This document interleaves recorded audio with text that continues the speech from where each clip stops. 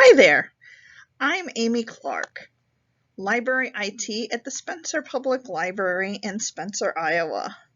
And thanks for joining us for Internet Safety and Security. We'd all like to think that we're safe online, but how safe are you really? I try pretty hard, and I'm sure you do too. So we're going to go over some of the basics today. Passwords are one of the most important things to keeping you safe online. So let's talk about some bad passwords. Say you're a guy and you're really into phishing. You're well known for being big into phishing. You've got phishing bumper stickers all over your truck. You wear phishing t-shirts. Your social media is covered with pictures of you and fish. So what would be a really bad password? I love phishing. Don't do it. It would be really easy to hack you if you did something like this. And something I have actually seen in real life, password as a password, don't do it. And don't be tempted to put password and stick 123 behind it. People actually do that. It is a really bad idea. The best kind of passwords are ones that don't make any sense at all. A random bunch of letters and numbers. Throw in a few symbols. Those are the best. But of course, those are also the hardest ones to remember. So there is a way to remember those though. So let me give you a hint. So when I was a kid, my teacher taught me to remember the planets with this little rhyme. I guess it's not even a rhyme, but it went, "My very eager mother just served up 9 pickles." And with the first letter of each of those words, we've got MV. We can turn our E into a 3. MJSU. We put a 9 for the 9 pickles. And then a P. Remember when Pluto was a planet? Those were the days. And then we have a nice random password. You could use this or don't, because now other people have an idea for a password. But go ahead and think of a sentence that you'll remember and use the letters. And then you can turn some of those letters into numbers. Like E's can easily become 3s. I's or L's can become 1s. B's can become 8s. Those kind of things. 5s become S's. Or S's become 5s. Whatever. So that's a way that you can make passwords. And then sometimes the passwords that websites require you to put in symbols too, special characters. You can substitute an exclamation point for an I, the @ symbol for an A, those kind of things. $sign for an S. So that way you can have a sentence, something that's easy to remember, and then you have your password.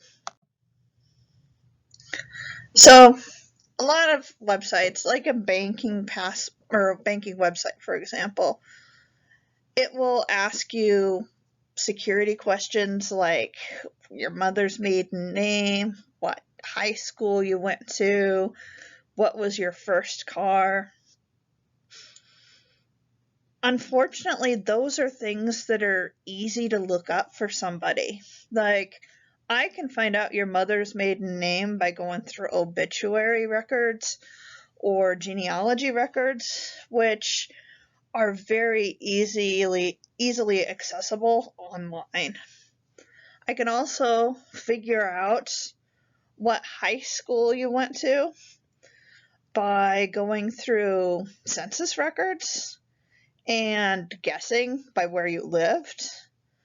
DMV records can be fairly easy to come by, and I can figure out what car you drove. So I could get into your bank stuff. So what I recommend is have a fake life. Who's your fake family? What about a favorite TV show? But then you have to remember who your fake family is and which websites you used it for. So this does help with security, but then you have to remember with what website you use this for. So keep that in mind. Viruses and spyware are a big problem right now. Make sure you run your virus software often and update it often, because virus guidelines and parameters change often. New viruses come out, they mutate, just like viruses and biological creatures. So make sure you're updating it often and run it at least once a week. You don't even have to spend a bunch on your virus software. I use free Malwarebytes, and I use it in conjunction with Avast Free, or you can use AVG Free. That one works too, but I like Avast Free with Malwarebytes. There are even free firewall options. Zone Alarm is a nice one. TinyWall is great.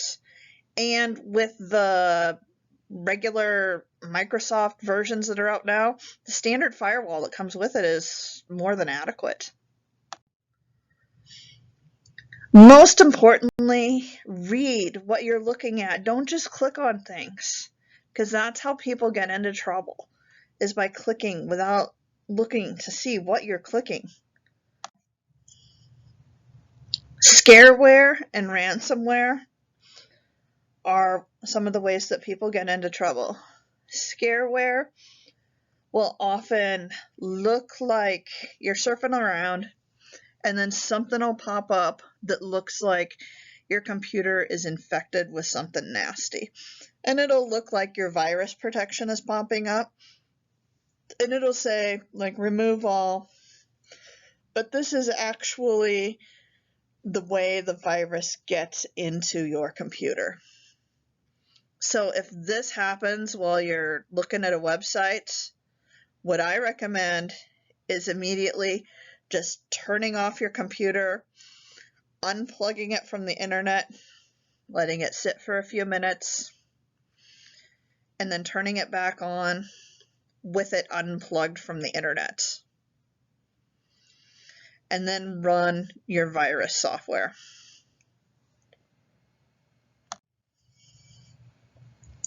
Ransomware is pretty scary. What happens is somebody literally takes your computer ransom.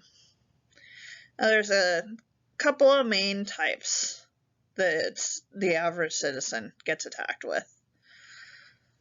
The one that this screenshot is taken from is something called the locker type.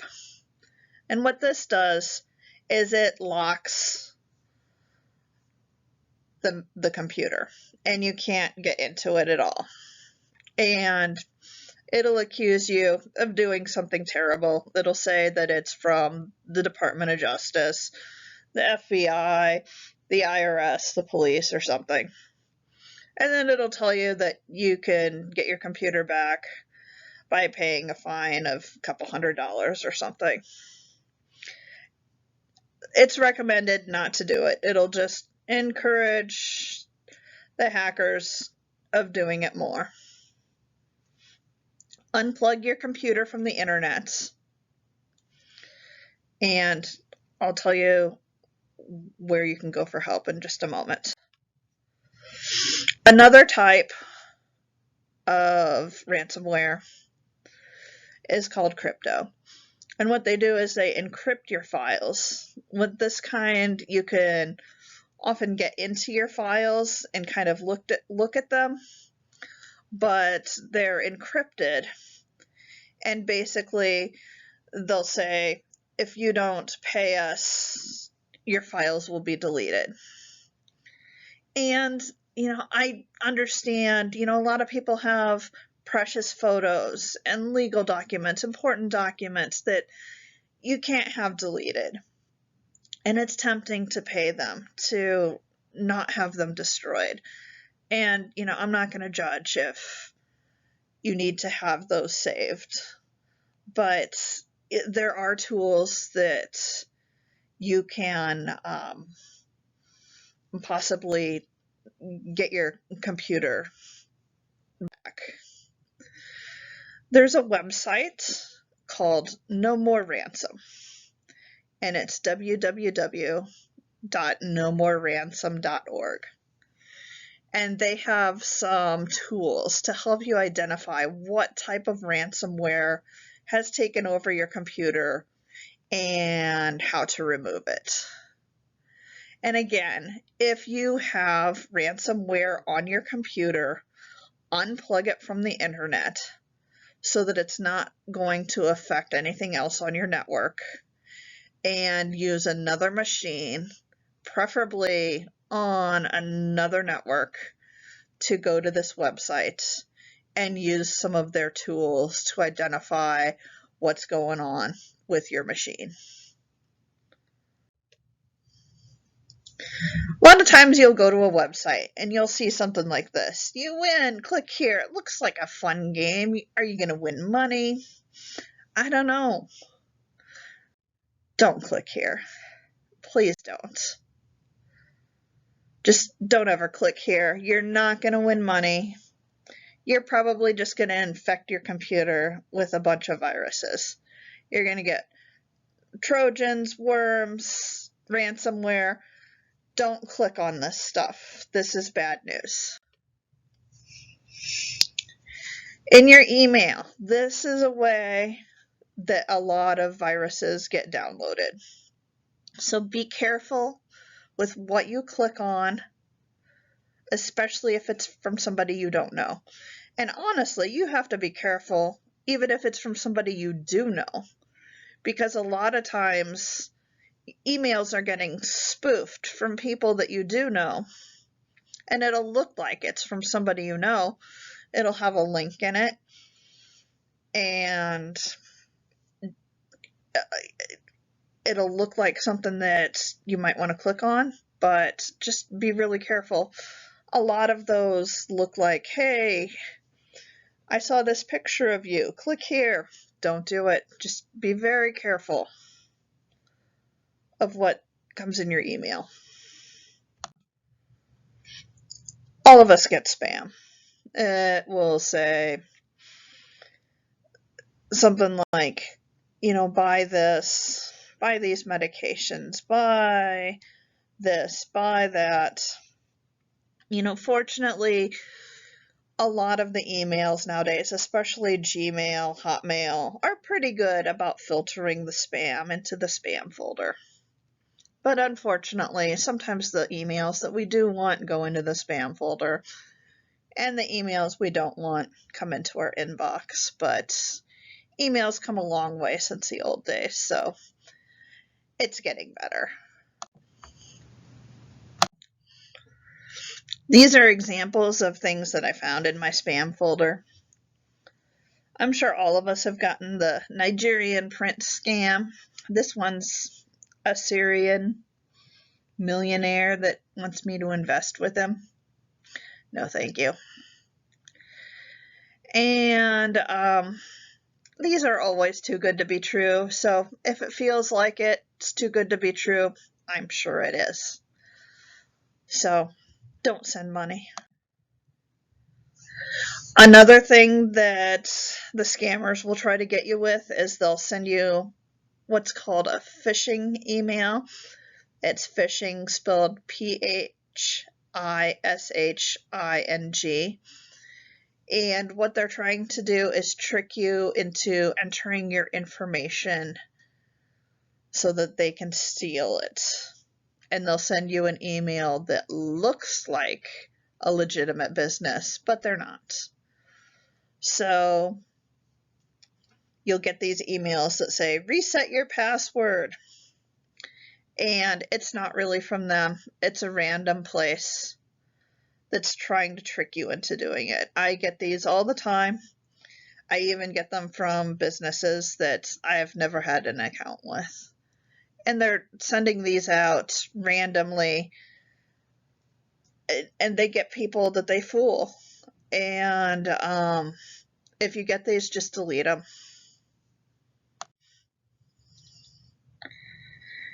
And you have to be careful because a lot of times they really do look like the websites that they're trying to spoof. Like, you have to be really careful. Like, when you look at this one closely, you could see in the upper email, it says Mazon Canada, not Amazon Canada. It's misspelled. And it says, Dear Clients. That's not something that Amazon would send out. And when you hover your mouse over an address, it will give you a preview of the address of where it's going to go to. But when you do it on this one, it's not sending you to Amazon, it's sending you to another website.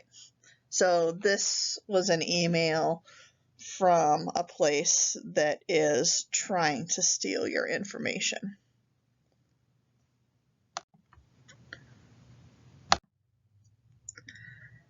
Some places use link shorteners, and it looks nice so that you're not getting this really big long address.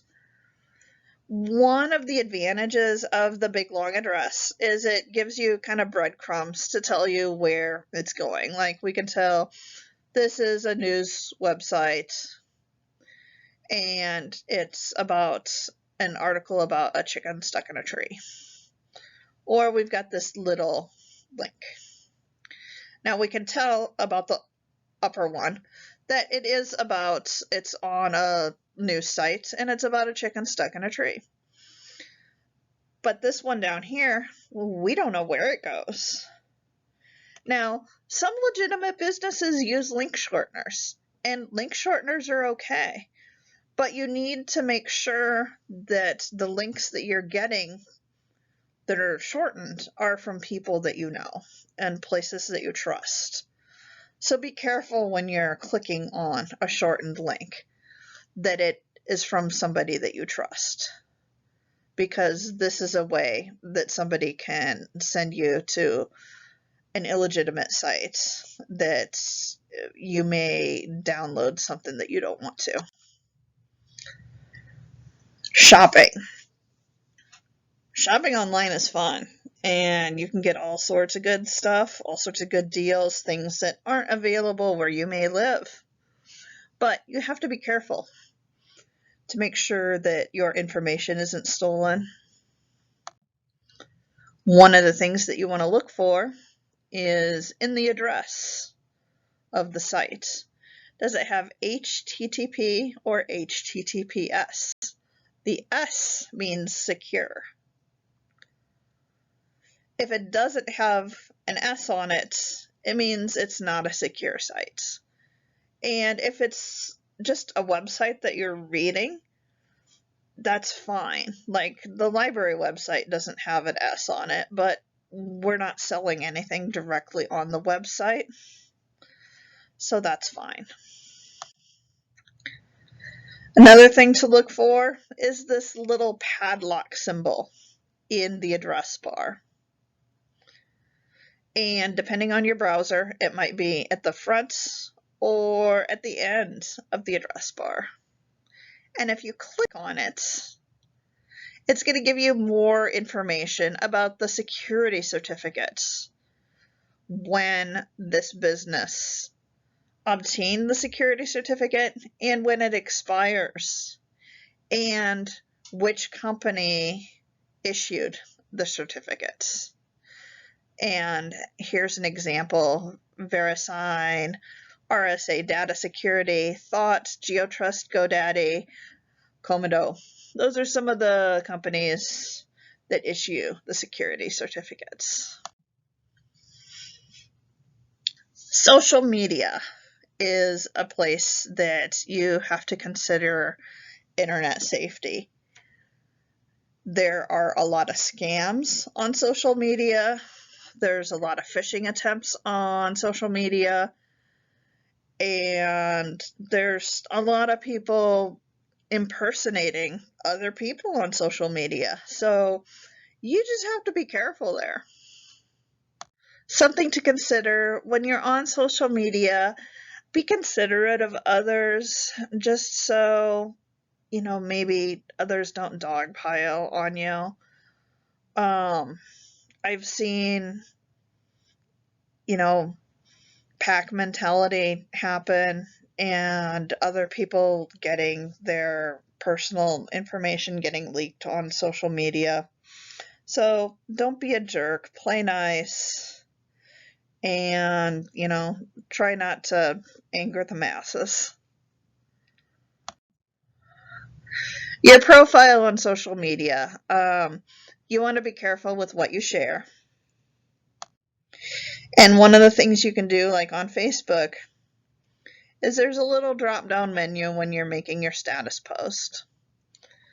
Is you could choose to have it be public or set it to friends only. It's a good idea to set things to friends only so that you're not sharing all your business for the whole world to see.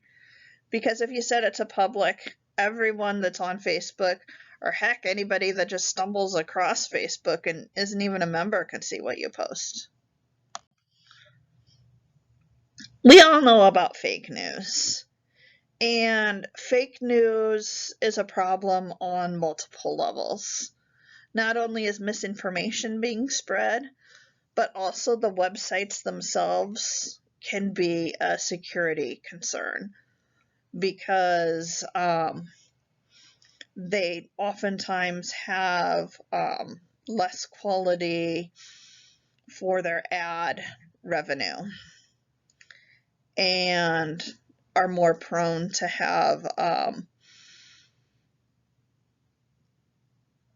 viruses, ransomware, and such that come through in their ads. So just be very careful. You don't want to come back with misinformation, and you just want to be careful with some of these websites because anybody can throw up a website and you don't know what else they're throwing in there. Home Wi-Fi security. Always make sure that your router is secure so that it requires a password to get onto your Wi-Fi network. You want to be sure that people aren't getting in there and stealing your information. This will help prevent it. And of course, have a good password. Wi-Fi hotspot safety. Places that have public Wi-Fi are generally not secure. It's great that like the library and a lot of public restaurants have free Wi-Fi, but it's not generally a good place to do stuff like banking and shopping. So if you need to do that, do it at home, or if you don't have Wi-Fi at home, see if you can go to a trusted friend or family member's place and use their Wi-Fi to do it. Romance scams are becoming quite an issue. I get emails constantly from rich, handsome, widowed doctors, and I know that's not who they are. They're trying to trick me. So one of the things you can do is you can take those pictures that they're sending you and you can do reverse image searches. And you can find out that they are stealing somebody else's photos. if you do start talking to somebody online, go slow and ask a lot of questions. And be sure to listen to your inner skeptic. If it seems too perfect, or if they, want you to leave the dating service or Facebook and go to private communication, those are some red flags. Be careful if they try to isolate you from your friends and family or request inappropriate photos, because they might try to use that for extortion. Or if they try to get financial information out of you, that's not a good thing. Be careful if they promise to meet you in person, but then they always have some weird excuse as to why they can't. If you haven't met for a few months for whatever reason, be concerned. I get that, people meet online and people have long distance relationships from all over the world. So this happens, but just be aware and have your guard up. And never ever send money to somebody that you don't know personally. So just be really careful. This is a big problem, and I see people getting taken a lot. So just, follow your gut, follow the basics, and stay safe. Be careful. The internet is a really fun place, but it can be dangerous if you're not careful. So, if you have any questions, again, my name's Amy Clark, and my email address is aclark@spenceriowa.city.com, and you can reach me there or by phone. And I am no expert, but I can try to answer your questions. So stay safe and have fun online. Have a great day.